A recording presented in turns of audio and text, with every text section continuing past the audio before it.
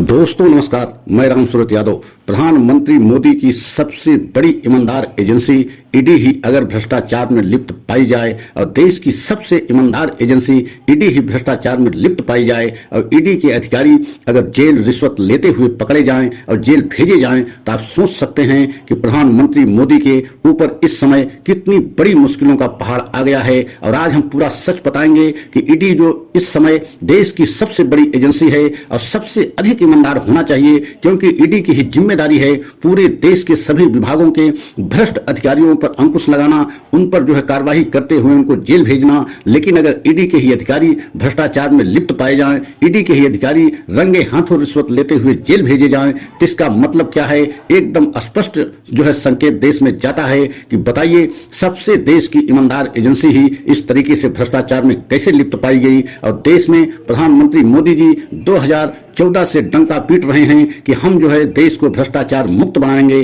तो क्या ऐसा हो सकता है कि जब ईडी के ही अधिकारी जो है भ्रष्टाचार में लिप्त हों तो भ्रष्टाचार मुक्त देश को कैसे बनाया जा सकता है? प्रधानमंत्री मोदी की एक तरीके से देखा जाए भ्रष्टाचार मुक्त का जो नारा है वह एकदम खोखला साबित हो रहा है। और आज हम पूरा खुलासा करेंगे कि किस तरीके से ईडी के अधिकारी ही रंगे हाथों जो है पैसा लेते हुए जेल भेजे गए। आज हम पूरे सच का खुलासा करेंगे। लेकिन आप लोगों से निवेदन है कि आप हमारे चैनल पर पहली बार हैं तो आप हमारे चैनल को लाइक सब्सक्राइब करें एवं कमेंट के द्वारा अपनी राय भी दें। लेकिन वीडियो को अंत तक जरूर देखें, क्योंकि वीडियो को अंत तक नहीं देखेंगे तो पूरा सच आपको समझ में नहीं आएगा। और आज का जो हम मामला बताने जा रहे हैं, सच का खुलासा करने जा रहे हैं, अभी अभी लेटेस्ट अपडेट आई है तमिलनाडु से। तमिलनाडु में एक अंकित तिवारी नाम के ईडी अधिकारी हैं, उनको रंगे हाथों रिश्वत लेते हुए 20 लाख रुपए के रंगे हाथों रिश्वत लेते हुए पकड़ा गया है और उनको जेल भेजा गया है। और काफी कोशिश उन्होंने किया, 8-10 किलोमीटर तक अपने गाड़ी से भागते रहे,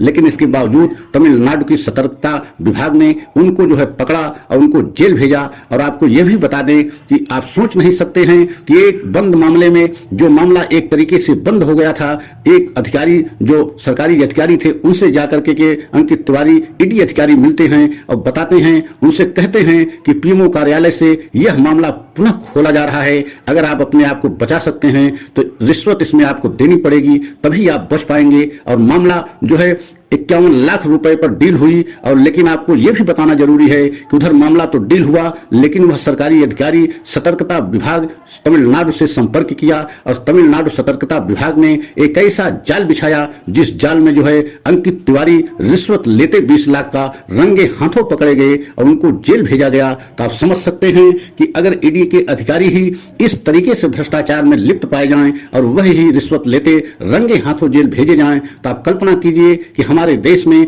और जो छोटी छोटी एजेंसियां हैं, वह चाहे पुलिस हो, चाहे सीबीसीआईडी हो, या जो भी छोटी छोटी प्रदेश स्तर की एजेंसियां हैं, उनकी क्या हालत होगी। क्योंकि ईडी हमारे देश की सबसे ईमानदार एजेंसी मानी जाती है, सबसे बड़ी जो है एजेंसी मानी जाती है, सबसे ताकतवर एजेंसी मानी जाती है। लेकिन अगर ईडी के ही अधिकारी भ्रष्टाचार में लिप्त पाए जाएं, जिस तरीके से यह घटना तमिलनाडु में घटी है, उसको देखते हुए ये माना जा रहा है कि इतनी बड़ी एजेंसी के अधिकारी इस तरीके से भ्रष्टाचार में लिप्त कैसे हो सकते हैं। लेकिन आपने देखा है कि बीजेपी सरकार, खासकर प्रधानमंत्री मोदी जी 2014 से ये डंका पीटते रहे, पूरे देश में यह नारा देते रहे कि हमारी सरकार, बीजेपी सरकार पूरे देश को भ्रष्टाचार मुक्त करेगी और भ्रष्टाचार मुक्ति के लिए हम हर कदम जो है उठा रहे हैं। लेकिन आज बहुत बड़ा सवाल बीजेपी सरकार पे उठ रहा है कि अगर आपकी सबसे बड़ी एजेंसी ईडी है और उसी के द्वारा जो है आप देश को भ्रष्टाचार मुक्त बनाना चाह रहे हैं, लेकिन ईडी के ही अधिकारी भ्रष्टाचार में लिप्त पाए जा रहे हैं और जेल भेजे जा रहे हैं, तो आपका यह नारा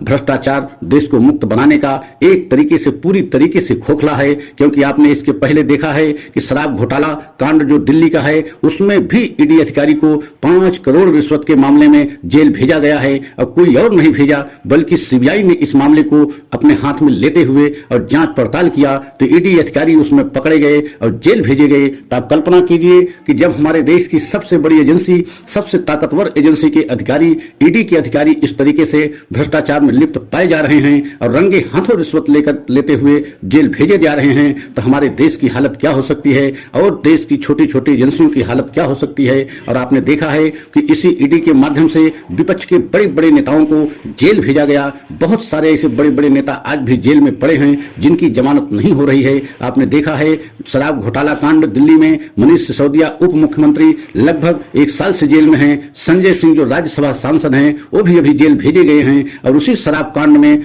अरविंद केजरीवाल को भी 2-2 बार नोटिस भेजी जा चुकी है। मतलब उनके ऊपर भी ईडी की तलवार लटक रही है, कभी भी उनसे भी पूछताछ हो सकती है। और ये कयास लगाया जा रहा है कि अरविंद केजरीवाल भी जेल जा सकते हैं। लेकिन दूसरी तरफ अगर ईडी के बड़े बड़े अधिकारी स्वयं भ्रष्टाचार में लिप्त पाए जा रहे हैं और जेल भेजे जा रहे हैं, तो इसका क्या संदेश देश में जा रहा है। क्योंकि तमिलनाडु में जो अभी घटना हुई है, अंकित तिवारी जो ईडी अधिकारी 20 लाख रुपए की रिश्वत लेते हुए रंगे हाथों जेल भेजे गए और 8-10 किलोमीटर तक गाड़ी से भागते रहे, लेकिन तमिलनाडु के सतर्कता विभाग ने उनको पकड़ा और उनको जेल भेजा। तो आप समझ सकते हैं किस तरीके से ईडी इस समय एकदम पूरे देश में बेनकाब हो गई है कि ये भ्रष्टाचार देश से समाप्त करने के लिए है या भ्रष्टाचार में लिप्त होकर के स्वयं भ्रष्टाचार जो है ईडी कर रही है। ये सवाल पूरे देश में उठ रहा है। अब बीजेपी का भी एक तरीके से पूरा चेहरा बेनकाब हो गया कि जो देश में भ्रष्टाचार समाप्त होने का नारा बीजेपी दे रही थी, उस पर भी एक तरीके से बहुत बड़ा सवाल खड़ा हो गया है कि बीजेपी यह नारा तो देती है, लेकिन जिस ईडी को लगाई है इस काम में, उसके बड़े बड़े अधिकारी स्वयं जो है भ्रष्टाचार में लिप्त पाए जा रहे हैं और जेल भेजे जा रहे हैं, रंगे हाथों रिश्वत लेते हुए जेल भेजे जा रहे हैं। तो इसका मतलब क्या है। अगर आपको यह हमारा सच अच्छा लगा हो तो लाइक सब्सक्राइब करें, कमेंट के द्वारा अपनी राय अवश्य दें। अगले सच को हम पुनः लेकर के आएंगे। जय हिंद, जय भारत।